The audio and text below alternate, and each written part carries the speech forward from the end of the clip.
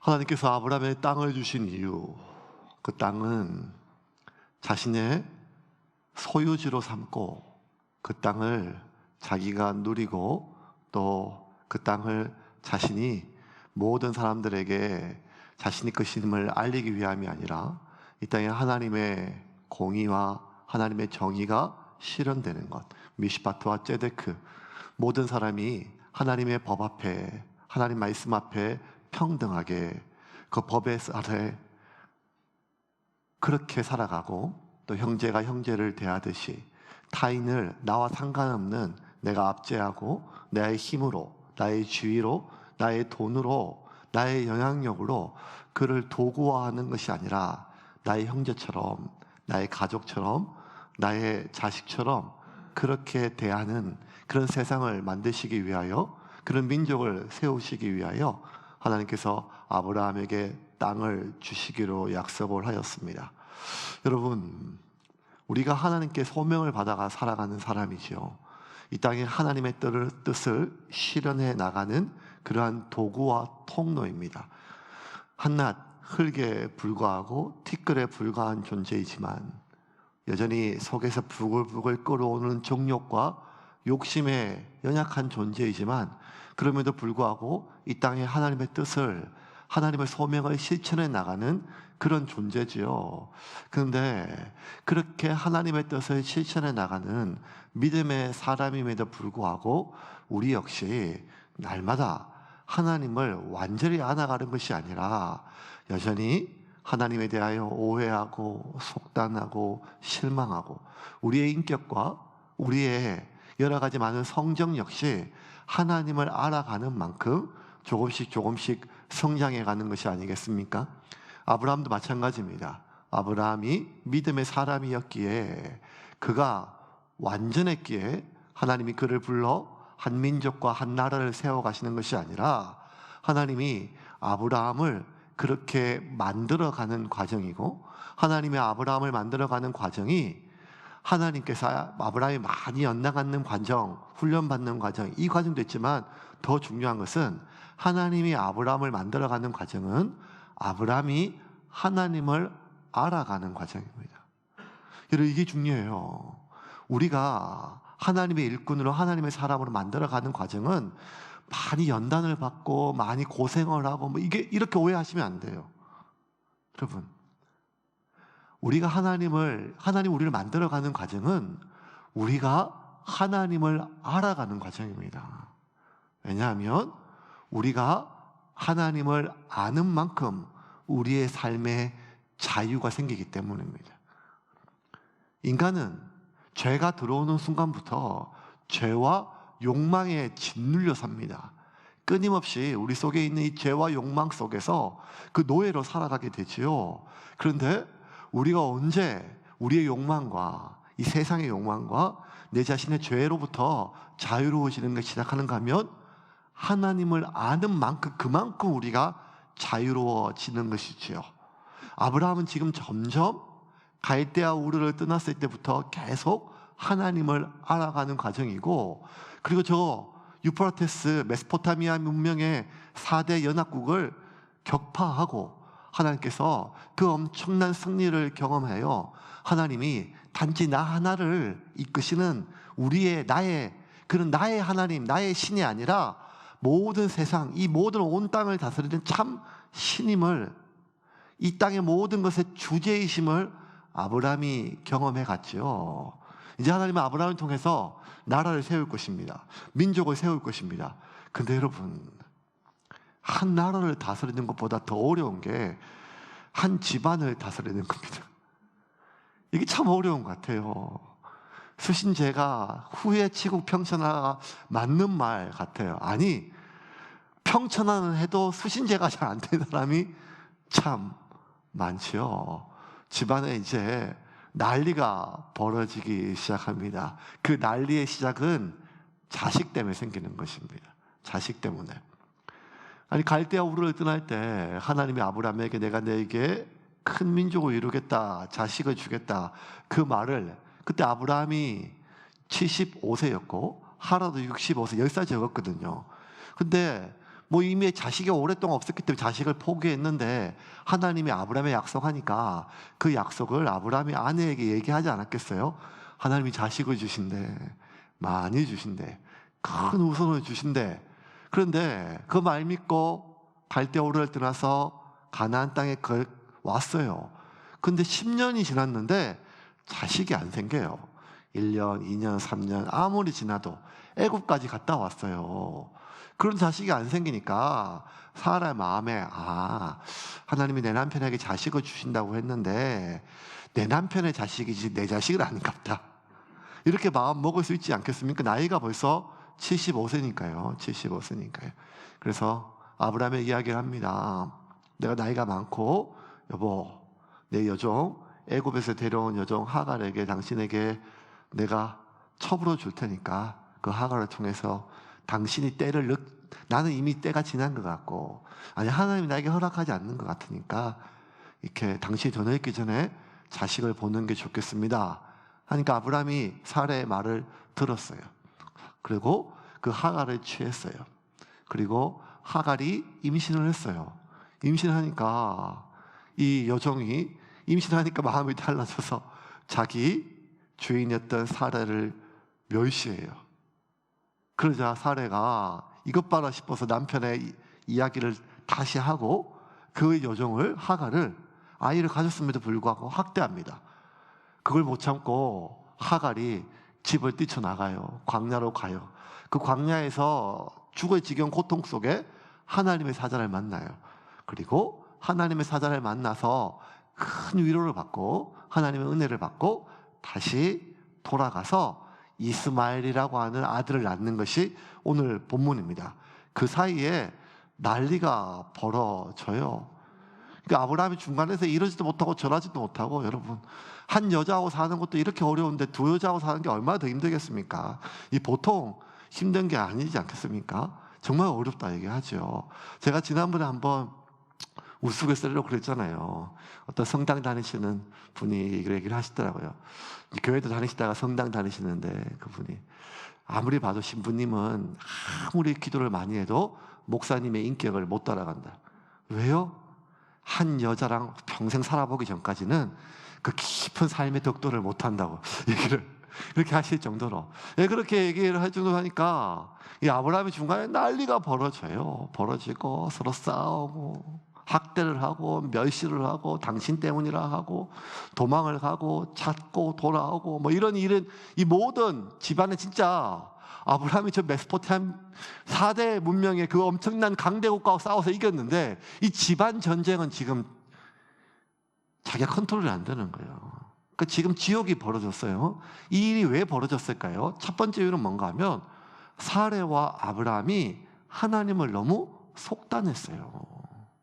2절입니다. 같이 보겠습니다.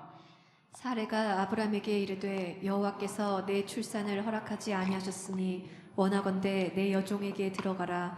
내가 혹 그로 말미암아 자녀를 얻을까 하노라 하매 아브라함이 사레의 말을 들으니라. 자, 사레가 지금 하갈을 통해서 자식을 낳는 거 하는 것은 하나님의 뜻이라고 생각하는 거예요. 왜냐하면 하나님 10년이 지났는데 그죠? 애가 안 생겼어요.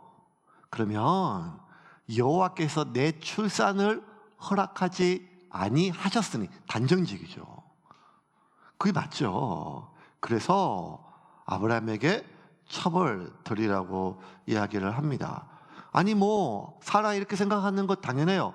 왜냐하면 지금 갈대아 우르를 떠난 지가 10년이란 말이에요. 10년 동안 그냥 지난 게 아니라 원래 결혼하고 보통 여러분 이 당시의 문명은 결혼하고 여자가 자식을 낳는 것이 최고의 의무이고 자신의 복으로 여겼기 때문에 2년 정도까지 출산하지 못하면 후처를 들여서 자손을 얻는 것이 그 당시에 그냥 보편타당한 당시의 문물이었어요. 그런데도 보면 갈대아 우르에서 아브라함이 자신의 아내 사레가 65살까지 자기가 75살까지 자식이 없음에도 불구하고 자식을 안 데린 거 보면 이 아내에 대한 끔찍한 사랑이거나 아니면 자식을 그냥 포기한 게 맞죠. 예. 그런데 하나님 약속을 주셨으니까 그 약속을 기다리고 한 달, 두 달, 1년, 2년 10년 동안 기다리고 또 애를 얼마나 많이 썼겠어요? 그런데 없으니까 그 10년 동안 그 사라의 마음이 어떻겠어요? 3절입니다. 3절 같이 읽겠습니다. 아브람의 아내 사레가 그 여종 애굽 사람 하갈을 데려다가 그 남편 아브람에게 첩으로 준 때는 아브람이 가나안 땅에 거주한 지 10년 후였더라. 자, 10년이란 말이에요. 왜 줬는가 하면 이게 좋은 조강지처가 어디 있겠어요, 이게. 근데 10년 동안 이렇게 하니까 그 10년이라는 세월에 여러분 우리가 그 사라의 마음고생을 좀 짐작할 수 있지 않겠습니까? 물론 요즘에 인구 절벽에 젊은 사람들이 다 애 낳기 싫어하고 뭐 이런 시대지만 그럼에도 불구하고 아이를 원하는 가정에서는요, 아이가 이게 또 쉽게 생기는 게 또 아니니까 참 어렵거든요. 여러 가지 정말 어렵습니다. 그런데 다른 건 다 몰라도 내가 뭐 가방이 하나 없다, 직장이 좀 시원찮다 뭐 이런 게 아니고 아이를 원하는데 아이가 없으면 내가 어떤 한 살아가는데 내 인생의 어떤 한 부분이 결핍된 것으로 여기지 않고 나라고 하는 존재가 마치 하자가 있는 것처럼 여겨지는 그런 문화가 오랫동안 동서고금을 막론하고 있었거든요. 특별히 이 아브라함 시대는요, 여인이 아이를 낳지 못하면 뭔가 아이에 대한 복이 없다 이런 게 아니라 저주를 받은 것으로 여겨졌어요. 그러니까 그 몸부림이 얼마나 심했겠어요. 여러 가지, 특별히 하나님이 약속을 주셨으니까 하나님 앞에 그 기도가 얼마나 간절했겠어요. 그리고 기도한 만큼 사례가 자기가 할 수 있는 모든 것은 다 해봤지 않겠어요, 그 당시에. 모든 노력을 다 애를 썼겠지요. 그러니까 여러분 생각을 해보세요. 둘 다 나이가 많은데 나이 많은 노 부부가 진짜 애를 많이 썼어요. 근데 애가 안 생겼어요. 그러니 그 기간 동안 사례가 느껴지는 하나님의 약속을 기다렸다가 믿었다가 기대했다가 의아해했다가 실망했다가 낙심했다가 서운했다가 하나님께 절망하고 결국에는 어떻게 하는가 하면 이걸 자신의 운명으로 받아들인 거예요. 운명으로. 이 세상 천지 어디에 조강지처가 다른 여인을 남편의 처소에 집어넣을 수 있는 그 기쁜 여인이 어디 있겠어요. 그런데 사례가 먼저 이 말을 꺼내는 이유는 한 가지예요. 이건 내 운명이라는 거예요. 내 운명. 사례가 자신이 확신했던 운명은 뭔가 하면 나는 아이를 낳을 수 없는 여자다. 이 운명을 받아들였어요. 그리고 또 하나는 뭔가 하면 하나님이 나에게 자식을 허락하지 않으신다. 자, 지금 사라가 확신한 것, 둘 다 이게 나의 운명이야. 나는 아이를 낳을 수 없는 여자다. 나 존재에 대한 운명을 자기가 수용했어요. 그리고 이 자신의 존재뿐만 아니라 하나님까지도 확신해. 하나님은 나에게 아이를 허락하지 않는다. 이게 사례가 내렸던 10년의 깊은 세월 동안의 결론이었어요. 근데 여러분, 사례가 왜 이런 결정을 내리고 왜 이런 판단을 내렸는지는 우리가 충분히 이해를 가지만 그럼에도 불구하고 이거는 하나님에 대한 오해거든요. 하나님은 사라에게 아이를 허락하지 않는 것이 아니었어요. 하나님이 허락하지 않는 것은 지금이라고 하는 때의 문제지 사라라고 하는 개인의 여자에 대한 문제가 아니란 말이에요. 오히려 하나님은 사례를 고집한단 말이에요. 하갈을 통해서 이스마엘이 태어났지만 이스마엘을 통해서 하나님은 하나님의 민족을 세우는 게 아니라 사례를 통하여 꼭 하나님은 하나님의 민족을 세우겠다는 계획이 있으세요. 그래서 애굽에 내려가 가지고 아브라함이 사례를 돈 받고 팔아먹었을 때도 하나님께서 그 대제국 애굽의 재앙을 내려서라도 사례의 몸이 더럽혀지는 것을 막았잖아요. 그거는 하나님은 확고부동하세요. 나는 사례여야 한다. 사례. 그런데 하나님이 지금 허락하지 않는 것은 지금이라고 하는 이 때인데 사례는 자신에게 허락하지 않는다고 하나님의 뜻을 속단했습니다. 그런 걸 보면요, 여러분, 이게 참 중요한 것 같아요. 인생의 많은 문제는 제가 늘 입관 예배나 장례 가서 드리는 첫 본문 말씀이 전도서 3장이에요.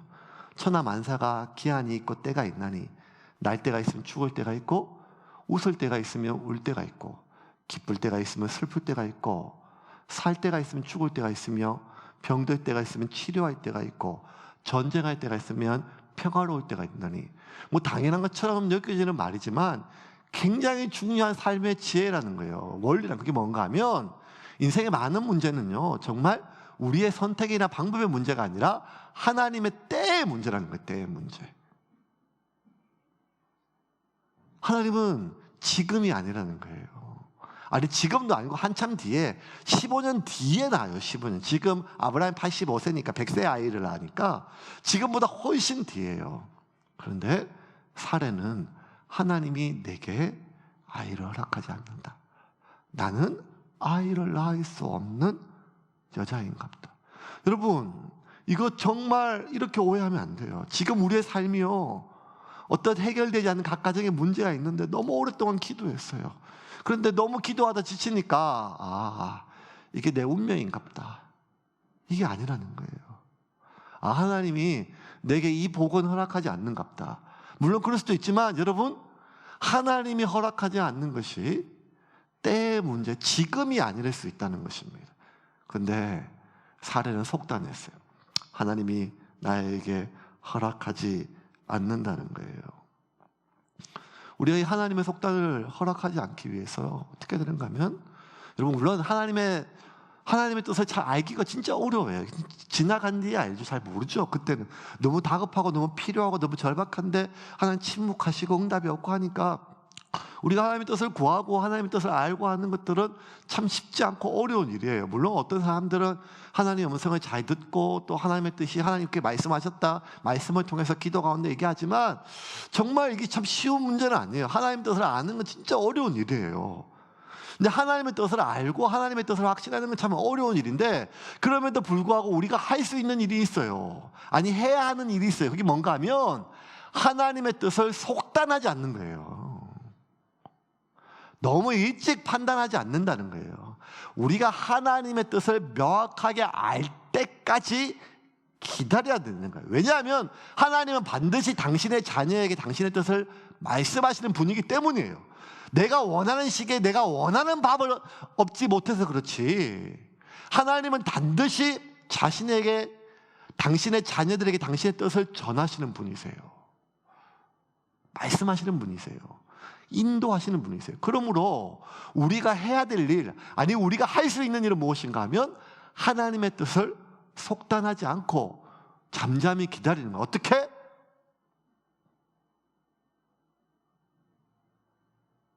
아무 일도 하지 말고 모든 걸 손내라 이런 게 아니라 내가 먼저 속단해서 일을 시작하지 말라는 거예요. 그런데 왜 우리가 속단하는가 하면 속단이라는 것이 빨리 판단이잖아요. 나는 늦은 것 같아요. 하나님은 지금 빠른 것 같은데 이게 속단인데 나는 지금 늦어도 한참 늦었어요. 왜냐하면 하나님의 뜻을 몰랐을 때 자꾸만 마음에 조급함이 생기면 어떤 마음이 드는가 하면 하나님의 뜻보다 기회를 놓치고 싶지 않거든요.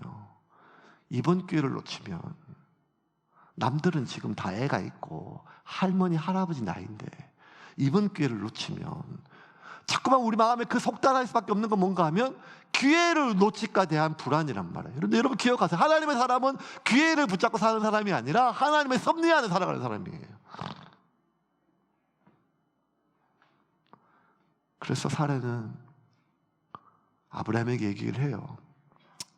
이제 더 이상 시간이 지나면 나는 이건 내 운명이지만 내 남편까지 기회를 잃을 수 있겠다 싶어서 당신 더 늙기 전에 자식을 봅시다 라고 이야기를 합니다. 그 이야기를 아브라함이 들었어요. 2절입니다. 같이 읽겠습니다. 사례가 아브라함에게 이르되 여호와께서 내 출산을 허락하지 아니하셨으니 원하건대 내 여종에게 들어가라. 내가 혹 그로 말미암아 자녀를 얻을까 하노라 하매 아브라함이 사례의 말을 들으니라. 아브라함이 사례의 말을 들으니라. 여러분 여기서 아브라함의 실수가 또 나와요. 첫 번째 사례의 속단, 두 번째 아브라함의 속단은 무엇인가 하면 사례의 말을 들어주는 것이 사례를 위하는 일이라고 생각을 했어요. 여러분 여기서 또 오해하시면 안 돼요. 지금 본문 속에서 잘 봐야 돼요. 제가 지난번에 한번 얘기했잖아요. 마누라한테 잘해야 천국 간다. 예. 아내 말을 들으면 자다가 더 떡이 나온다. 뭐 그거는 맞는 말 같아요. 예. 아내가 가끔 싫어하는 거 하다가 뭐 제가 덕본 게 잘 없는 것 같아요. 그런데 지금 우리가 여기서 봐야 될 게 뭔가 하면 아브라함이 사례의 말을 들어준 것은 이게 사례를 위하는 일이라 생각하는 게 때문에. 왜냐하면 아브라함이 지켜봤거든요. 사례가 너무 마음고생이 많았어요. 10년 동안 애를 많이 썼어요. 자기도 맞춰줬어요. 그런데 그때마다 실망하는 사례를 보고 너무 마음이 아픈 거죠. 이 여자가 이렇게까지 애를 쓰는데 뭐가 안 될 때마다 하나님 앞에 막 서운해하고 몸부림치고 자기가 모멸감 느끼고 자기도 또 애굽에서 못할 짓 했고 내 하나 남편 말 믿고 저 갈대아 우르에서 여기까지 왔는데 너무 이게 힘든 거예요. 아내가. 그러니까 아내가 오죽하면 나한테 이렇게 할까 하고 그 당시 풍습은 내 몸종에 통해서 아이를 낳으면 그 자기 자식이에요. 그냥 주인의 자식이니까 이렇게라도 자식을 하나 주는 것이 그게 더 이상 사례에게 상처를 주지 않는 일이겠다라고 여겨서 사례의 말을 들었어요. 아내의 말을 들었어요. 근데 여러분 이게 아브라함의 속단이었어요. 왜냐하면 아브라함의 실수가 뭔가 하면 하나님께 묻지 않았다는 거예요. 여러분 이게 무슨 이게 하나님 말 안 듣고 마누라 말 들어가지고 실패했다 이런 뜻이 단순한 이런 말이 아니라 이게 정말 사례의 말을 이 말이 정말 사례를 위한 일인지 하나님께 물었어야 되거든요. 왜냐하면 결과적으로 어떻게 돼요? 상처를 막아주려고 했는데 여러분 사례의 말 듣고 하갈을 들였는데 하갈이 오히려 사례를 멸시하니까 사례가 지금까지 당하지 못했던 모멸감을 느끼고 그래가지고 또 사례가 하갈을 또 학대하고 도망을 가고 뭐 이런 더 큰 상처들이 결국 이 일 때문에 겪게 되거든요. 근데 여러분 원래 여러분 아내, 남편, 배우자 하나님께서 아담에게 하와를 돕는 배필 주셔서 돕는 배필. 근데 이 돕는 배필, 돕다는 말이요. 어원의 첫 번째 뜻이 무엇인가 하면 공교롭게도 반대하여 돕다는 뜻이에요. 첫 번째가. 반대하여 돕다는 거예요. 이 말이 뭔가 하면 무조건 남편은 아내의 말을 반대하고 아내는 남편 이게 아니라 인간이 하나님이 아담을 지었는데 아담이 흙으로 지었음을 인정하는 거예요. 인간이 실수할 수 있다. 인간이 잘못 생각할 수 있다. 아무리 확실해도 아무리 이게 맞다 생각해도 인간은 흙이니까 인간은 실수할 수 있는 존재고 잘못 생각할 수 있는 존재이기 때문에 반드시 그를 돕는 배필이 필요하다는 거예요. 그 돕는 배필이 뭔가 하면 너의 생각이 잘못될 수 있음을 한번 환기시켜 주는 거예요. 그게 첫 번째 돕는 배필이란 말이에요. 그런데 하와가 아담에게 얘기했을 때 아담이 하와의 말을 들어줬단 말이에요. 돕는 배필의 맛은 상대방의 잘못된 생각이 현실로 실현되지 않는 것을 막아준다는 뜻이에요. 한 번 더, 한 번 더. 그래서 여러분 가장 가까운 나의 배우자가 누군가가 내가 너무 하고 싶고 내가 너무 확신한 무언가를 막을 때는요 단순히 불안하거나 잘 몰라서가 아니라 다시 한번 내 생각이 맞는지를 점검할 수 있는 기회로 얘기해야 된단 말이에요. 그런데 그거를 가지고 사사건건 남편을 못 믿고 사사건건 나를 무시하고 아내를 이렇게 받아들이면 안 된다는 말이에요. 지금 이 제 말이 앞으로 제 결혼 생활에 올무가 될 수 있을 것 같습니다. 하지만 성경은 그렇게 이야기하고 있거든요. 하나님께 묻지 않았어요. 이게 정말 그런지. 그냥 사례의 말을 들었어요. 워낙 사정하고 부탁하고 힘드니까요. 그런데 여러분 결국 이 일이 사례를 더 상처 주게 됐어요. 더 고통스럽게 만들었어요. 우리가 애들 키우다 보면 이런 일이 얼마나 많아요. 애들이 너무 어떻게 목사님 저렇게 원하는데요. 저렇게 애를 쓰는데요. 저렇게 요구를 하는데요. 때를 쓰는데요. 들어줘야죠. 아니요. 그게 다 자식을 위한 게 아니 오히려 자식을 망치는 일임을 나중에 많이 우리가 경험했잖아요. 원하는 대로, 말하는 대로, 부탁하는 대로가 아니라 그게 정말 그 사람을 위한 일인지 하나님께 물어봐야 되지요. 그런데 아브라함은 그렇지 않았어요. 그냥 사라의 말을 들어주었어요. 사라의 부탁이니까요. 이제 오히려 지금 남들 다 그렇게 하니까 때가 늦었다고 생각하고 그렇게 했죠. 하지만 이 일로 인해서 사라가 더 큰 상처를 받습니다. 4절과 5절입니다. 같이 보겠습니다. 아브람이 하갈과 동침하였더니 하갈이 임신하매 그가 자기의 임신함을 알고 그의 여주인을 멸시한지라. 사레가 아브람에게 이르되 내가 받는 모욕은 당신이 받아야 옳도다. 내가 나의 여종을 당신의 품에 두었거늘 그가 자기의 임신함을 알고 나를 멸시하니 당신과 나 사이에 여호와께서 판단하시기를 원하노라. 자, 여기서 지금 사라의 마음이 그대로 느껴져요. 자기의 임신함을 알고 그 여주인을 멸시했다. 그러면 여러분 사라가 생각할 때 어제까지 내 종이었어요. 몸종. 근데 나를 막 멸시해요. 그러면 얘가 이 몸종이 누굴 믿고 그렇게 생각하겠어요? 남편을 믿고 그렇게 하는 거 알겠어요? 그러면 아브라함은 그게 아니었어요. 그러니까 사라가 바로 뭘 하는가 하면 아브라함한테 너무 화가 나는 거예요. 사라가 아브라함에게 이르되 내가 받는 모욕은 당신이 받아야 옳도다. 내가 나의 여종을 당신의 품에 두었거늘 그가 자기의 임신함을 알고 나를 멸시하니 누구?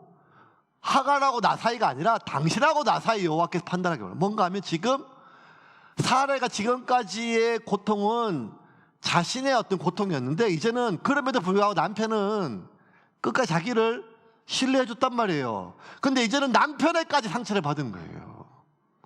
그 사라가 얼마나 큰 상처를 받았어요. 사라의 상처를 막아주기 위해 했던 일이 결국 사라에게 더 큰 상처를 주게 되었죠. 그래서 아브라함이 얘기해. 아니다. 당신에 대한 마음이 똑같다. 당신 마음대로 해라. 하니까 사라가 그 분노를 다 하갈에게 쏟아 학대하였어요.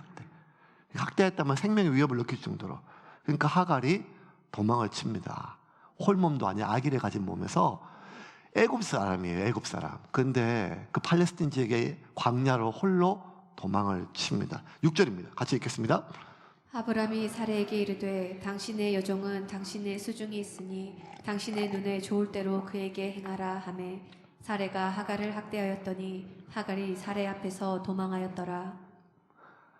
여러분 생명부지 땅이에요. 애굽하고 그게 거리가 먼 게 아니라 전혀 모르는 땅이잖아요.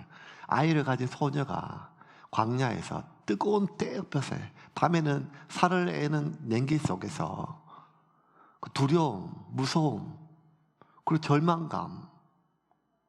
물론 잘못했죠, 지가. 하지만 지금 너무 절망이에요. 두려움이에요. 어떻게 될지 모르겠어요. 죽기를 원하는 마음이죠. 죽기를 원하는 마음. 어차피 내가 집에 가도 저희 죽을 것 같으니까 이렇게라도 어쩌다 이렇게 됐나 여러 가지 마음이 들고 그 절망감 속에 외로움 속에 두려움 속에 하나님의 사자가 하갈을 만나줬어요. 그리고 공교롭게도 뭐라 얘기하는가 하면 사갈이 태어날 그 아이에 대해서 이야기해 주시는 거예요. 7절부터 8절입니다. 같이 읽겠습니다.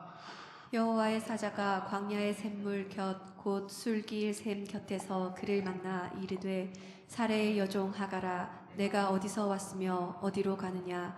그가 이르되 나는 내 여주인 사레를 피하여 도망하나이다. 네가 왜 이러고 있냐 얘기하니까 다 얘기를 해 자초지종이에요. 이렇게 해서 이렇게 내가 도망하고 있습니다. 죽을 것 같습니다. 하소연할 데가 없는데요. 자신의 터져 나오는 감정을 하나님 사자님께 막 얘기를 해요. 그래서 하나님 사자가 야, 너 참 힘들겠다. 사례가 그러면 안 되지. 아브라함 왜 이렇게 또 비겁하고 무책임하냐? 뭐 이렇게 하면 좋은데 뭐라고 얘기하는가 하면 하나님 사자가 너 다시 그 집에 돌아가서 네 주인 사례에게 복종해라. 아니 그 지옥 같은데 또 돌아가는 말이 몇 말이에요? 말도 안 되는 말이죠. 9절입니다. 같이 읽겠습니다. 여호와의 사자가 그에게 이르되 내 여주인에게로 돌아가서 그 수하에 복종하라. 그러면서 뭐라 얘기하는가 하면 네 복중에 있는 아이 때문이다. 그 아이가 장차 큰 민족을 이루겠다.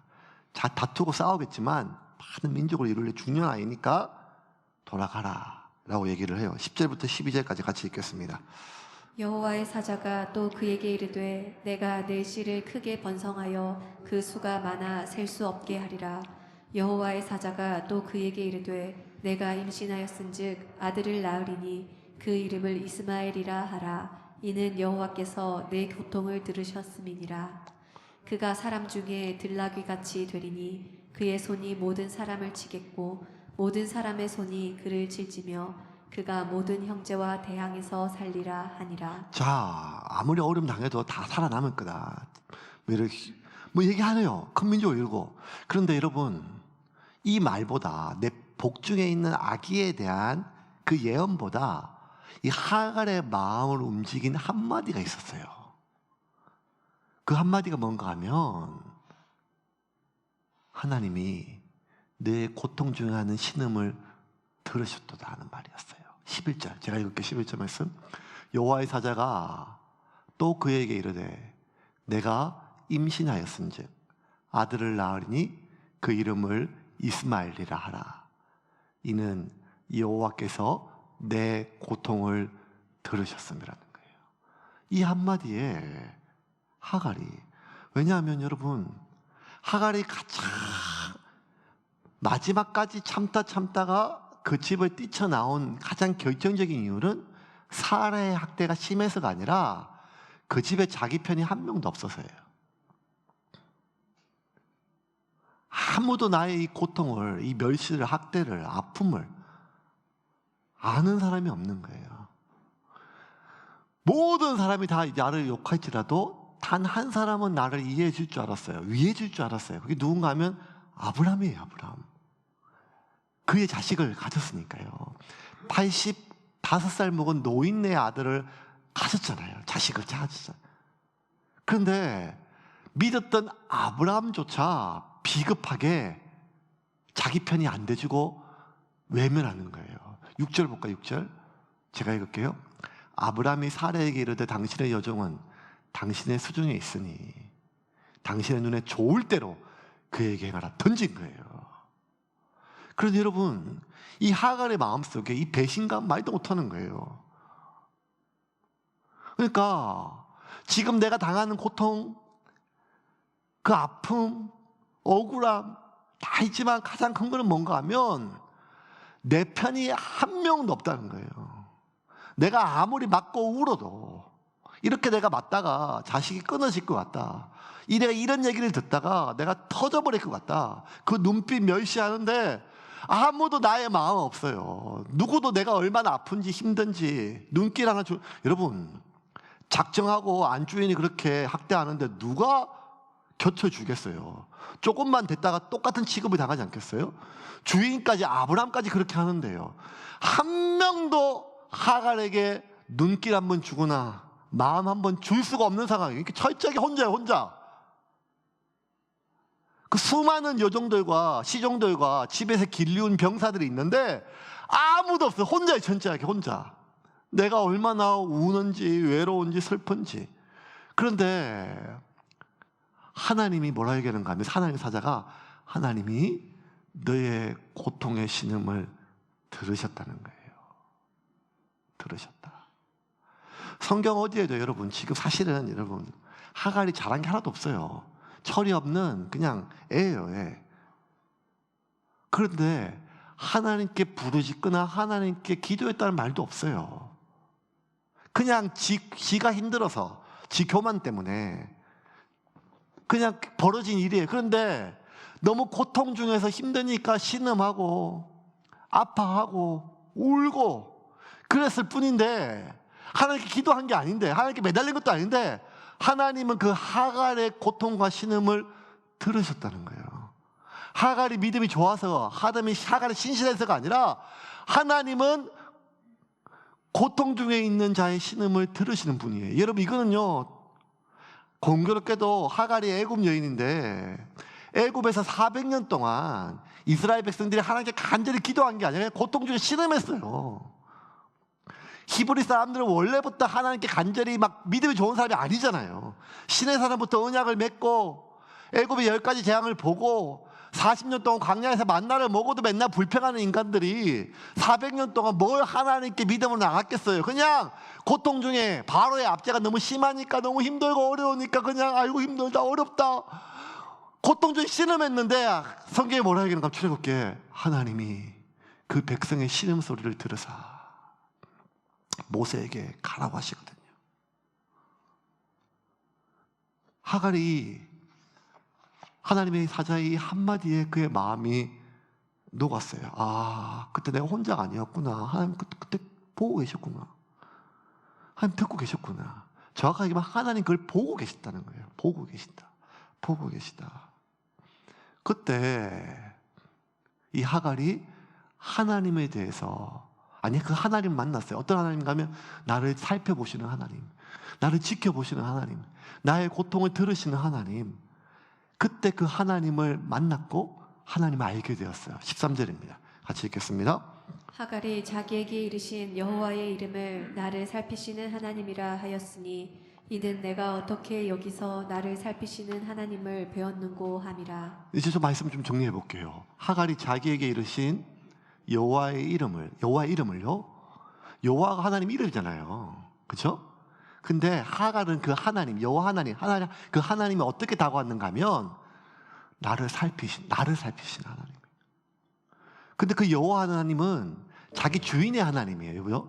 하갈은 애굽 사람이에요. 애굽 사람. 애굽에서 아브라함이 몸종으로, 아니 자기 아내 사라를 팔아먹었을 때 많은 재물과 함께 주었던 몸종이에요. 그러니까 뼛속까지 애굽에 있는 수많은 신들에 있는 이방 여인이었었어요.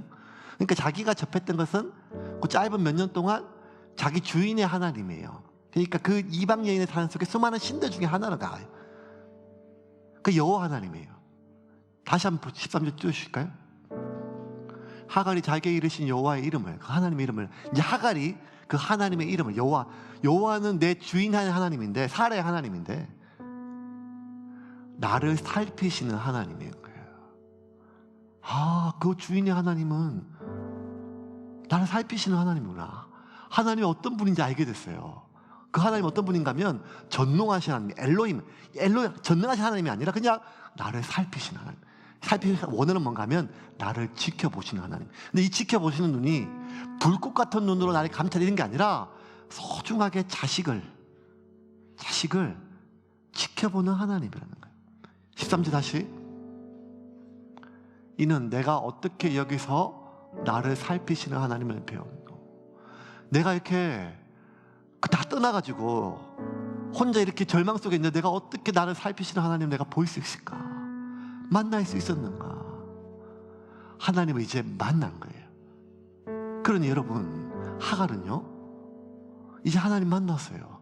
그 하나님은 나를 살피시는 하나님이에요.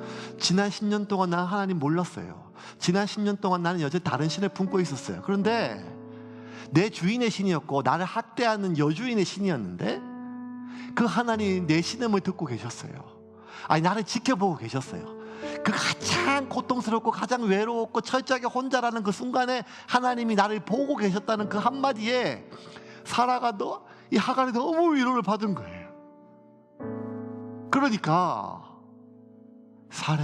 이 하갈이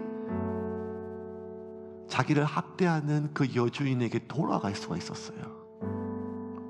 지옥 같은, 가면 죽을 것 같은데, 아, 하나님이 이렇게 나를 지켜보고 계시니까 그 하나님이 나를 보호해 주시겠구나라고 하는 믿음으로 하갈이 자기가 도망쳐온 그곳으로, 자기가 떠나온 그곳으로, 자기가 생각만 해도 징글징글한 무서운 그곳으로 돌아가서 아이를 낳았어요. 15절입니다. 하갈이 아브라함의 아들을 낳음에 아브라함이 하갈이 낳은 그 아들의 이름하여 이스마엘이라 하니라. 여러분,